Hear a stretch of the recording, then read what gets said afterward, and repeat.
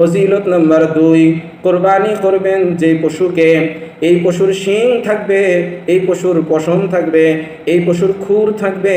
তিরমিজির 1493 নম্বর হাদিসের শেষের দিকে আল্লাহর নবী রাসূলুল্লাহ সাল্লাল্লাহু আলাইহি ওয়াসাল্লাম বলেন, ওয়া ইন্নাহা লাতাতি ইয়াউমাল কিয়ামাতি বিকুরুনিহা ওয়া আশআরিহা ওয়া আজলাফিহা। রাসূলুল্লাহ সাল্লাল্লাহু আলাইহি ওয়াসাল্লাম বলেন, কুরবানির জানোয়ার কিয়ামতের ময়দানে তার শিং, তার পশম, তার খুর নিয়ে উপস্থিত হবে ওই বান্দার পক্ষে যিনি কুরবানি দিয়েছেন তার সাক্ষী হওয়ার জন্য।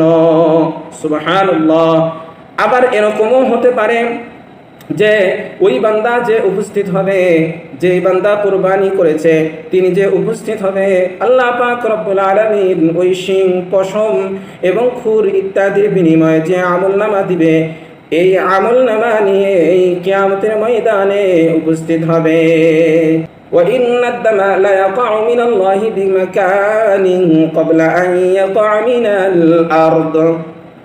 কোরবানিতে জবাই করবেন যে পশুটা, এই পশুর রক্ত মাটিতে পড়ার আগেই এই রক্তটা আল্লাহর দরবারে আলাদা একটা মর্যাদার স্থান দখল করে নেবে।